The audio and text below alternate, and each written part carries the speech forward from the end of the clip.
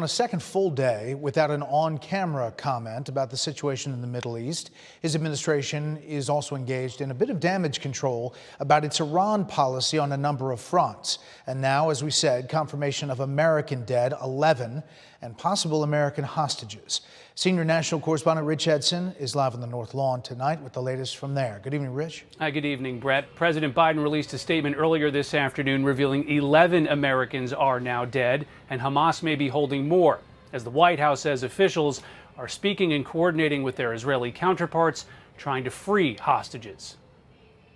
We're talking to them about resources and capabilities and needs that they might have that we might be able to help them with. That's about as far as I'm able to go today. President Biden says the United States is working to confirm that Iran-backed Hamas is holding Americans. He says the administration believes that's likely.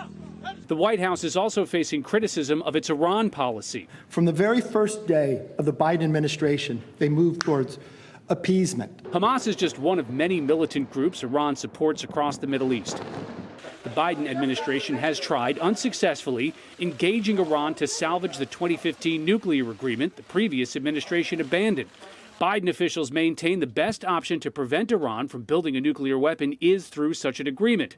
Republicans argue heavy sanctions and economic isolation is better. The only way you're going to keep this war from escalating is to hold Iran accountable. The Biden administration is also defending its decision to unfreeze $6 billion for humanitarian assistance as part of an agreement to free American hostages from Iran. Not a single dollar of that money has yet been spent. That money can only be spent on humanitarian items, on food, on agricultural products, on medicine, that sort of thing. We're going to be watching that very closely. The White House says the president has been speaking this afternoon with foreign leaders, though has had no public events since he addressed the nation Saturday. I told him the United States stands with the people of Israel in the face of these terrorist assaults.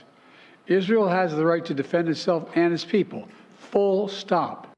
In his statement today, President Biden said that federal law enforcement is closely monitoring for any type of threat in the United States in connection with the terrorist attacks at Israel. The FBI has said it has no credible or specific information indicating intelligence showing that there is an attack imminent in the United States. Brett?